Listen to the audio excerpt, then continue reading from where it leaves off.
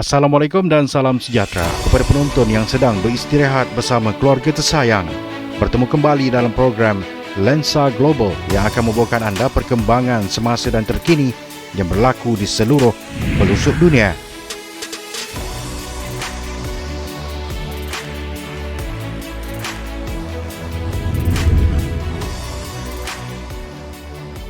Gunung berapi Mauna Loa di Hawaii memuntahkan lahar setinggi 60 meter sekaligus mencipta beberapa aliran lava daripada gunung berapi aktif terbesar dunia. Setakat ini 4 rekahan dikesan di gunung berapi itu yang mula meletus Ahad lalu buat pertama kali dalam tempoh hampir 40 tahun. Badan Pemantau Geologi Amerika Syarikat USGS menganggarkan letusan tertinggi adalah sekitar 30 ke 60 meter. Namun kebanyakan letusan adalah lebih kecil. Terdapat gumpalan gas yang jelas kelihatan keluar dari rekahan gunung berapi serta limpahan lahar dengan angin meniup gumpalan itu ke arah barat laut, katanya, memaklumkan tiada risiko kepada penduduk dan infrastruktur berhampiran gunung itu buat masa ini. Menurut USGS, lahar yang melimpah keluar ketika ini berkumpul di zon rekahan timur laut, namun memberi amaran mengenai sifat Mauna Loa yang dinamik dan boleh berubah pada bila-bila masa. Rekahan tambahan boleh berlaku di zon rekahan timur laut di bawah lokasi semasa dan limpahan lahar boleh terus mengalir ke bawah, katanya. USGS berkata, tekanan sudah terkumpul di Mauna Loa sejak beberapa tahun dan letusan boleh dilihat sejauh 72 km di Bandar Kona. Meskipun lahar gunung berapi itu belum mencetus risiko pada penduduk, saintis berpandangan tiupan angin boleh membawa gas dan abu gunung berapi itu ke bawah gunung. Pihak berkuasa Hawaii belum mengeluarkan sebarang arahan berpindah setakat ini, namun kawasan berhampiran puncak gunung dan beberapa laluan di wilayah itu ditutup, manakala 2 pusat pemindahan sudah dibuka sebagai persediaan.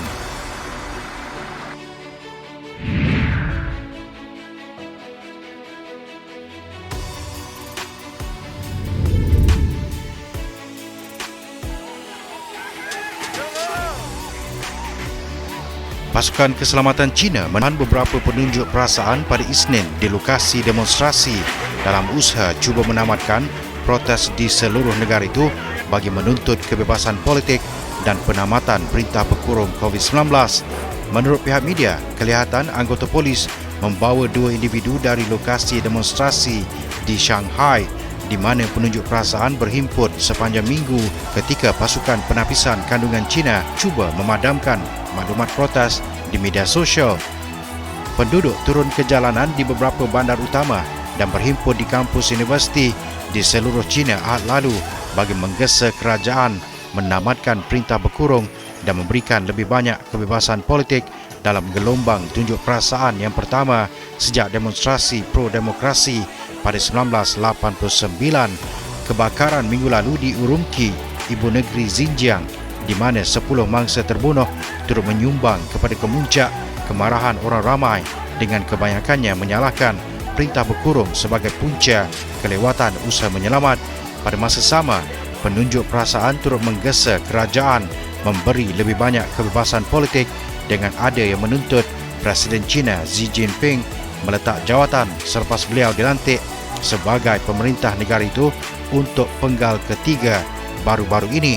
Sejumlah besar orang ramai turut berhimpun di Beijing dan Shanghai Ahad lalu di mana polis bertempur dengan penunjuk perasaan ketika cuba menghalang mereka berkumpul di Jalan Wulumuki. Ratusan lagi penduduk turut berhimpun di kawasan sama sambil memegang kertas kosong dan bunga sebagai tanda simbolik membantah penapisan maklumat. Media memaklumkan seorang wartawannya ditahan dan dipukul oleh polis ketika membuat liputan tunjuk perasaan di Shanghai. Di Beijing, sekurang-kurangnya 400 penduduk berhimpun di tebing sungai selama beberapa jam dengan ada yang melaungkan, "Kami semua penduduk Xinjiang, hidup orang Cina." Badan Tapisan Negara itu turut membersihkan media sosial China daripada laporan berhubung tunjuk perasaan pada Isnin dengan carian perkataan Sungai Liangma dan Jalan Urumqi dipadam daripada Weibo.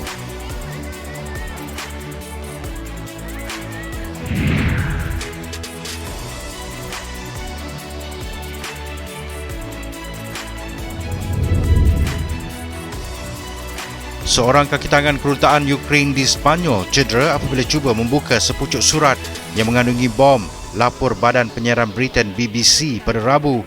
Pekerja lelaki itu dikejarkan ke hospital namun keadaannya tidak serius, kata jurucakap Kementerian Luar Ukraine Oleg Nikolenko. Menurut beliau, kedutaan Ukraine telah diarah untuk meningkatkan tahap keselamatan dengan segera selepas serangan itu.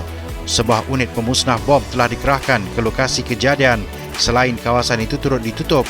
Setakat ini, tiada pihak tampil mengaku bertanggungjawab dalam kejadian letupan di daerah Hortaleza, timur Laut Madrid itu. Sementara itu, polis berkata pihaknya menerima laporan mengenai insiden letupan tersebut sekitar pukul 1 petang waktu tempatan pada Selasa. Surat tersebut dikatakan dikirim untuk Duta Ukraine di Sepanyol. Nikolenko berkata, walau siapapun dalang di sebalik letupan itu, ia tidak akan mampu menakut-nakutkan para diplomat Ukraine atau menghentikan tugasan harian mereka dalam mengukuhkan pertahanan Ukraine menentang Rusia.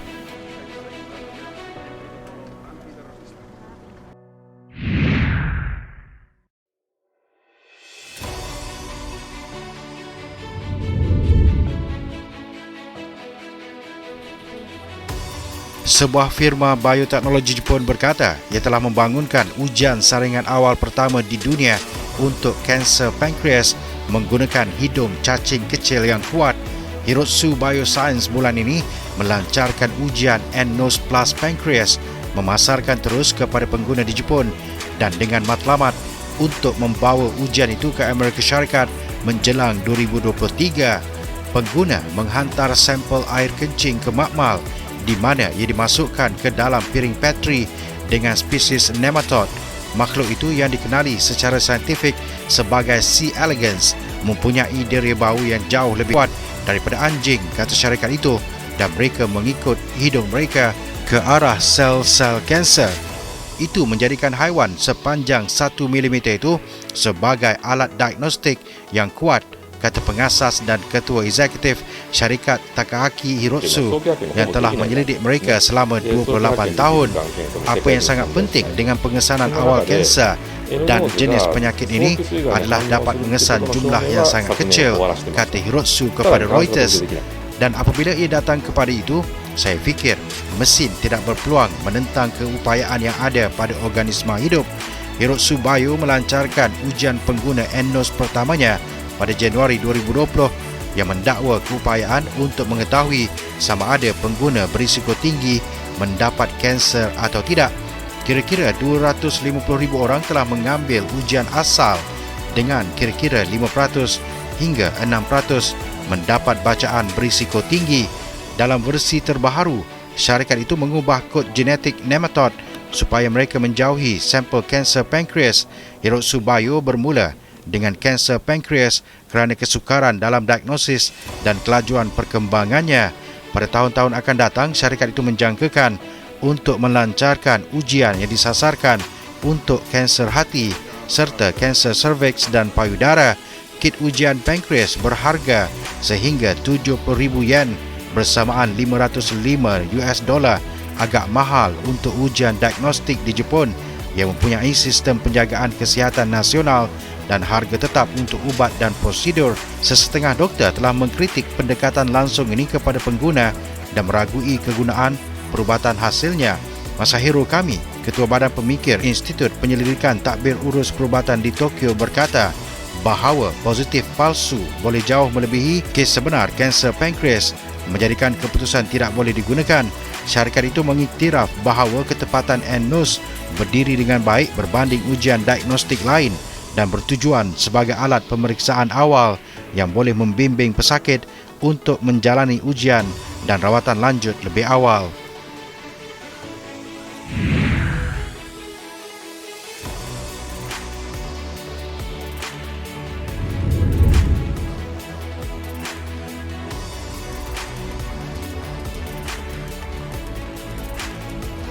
Tesla memperkenalkan truk elektrik semi pertama kepada PepsiCo dalam acara yang diadakan di kilang Gigafactory syarikat tersebut di Nevada, Amerika Syarikat pada Khamis. Ketua Pegawai Eksekutif Tesla, Elon Musk, memandu salah satu daripada 3 truk semi Tesla di hadapan penonton di dalam kilang tersebut yang disiarkan secara langsung di Twitter yang kini dimiliki Elon Musk menurut laporan Xinhua. Walaupun konsepnya dibentangkan buat pertama kali 5 tahun lalu, penghasilan semi yang sepatutnya bermula pada 2019 ditunda sebahagian besarnya disebabkan kekurangan bahagian sejagat dan pandemik COVID-19.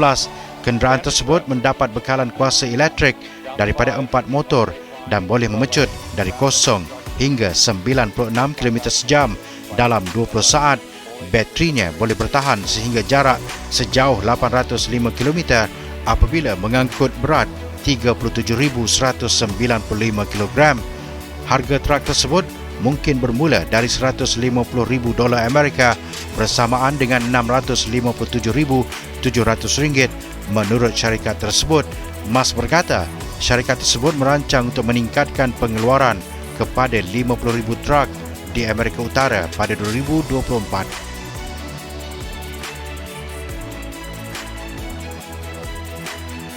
Untuk itu sekian saja Lensa Global pada minggu ini. Pastikan anda terus bersama dengan kami pada minggu hadapan waktu yang sama hanya di Bernama TV. Untuk sebarang komen dan cadangan, anda emailkan ke alamat yang tertera di skrin TV anda.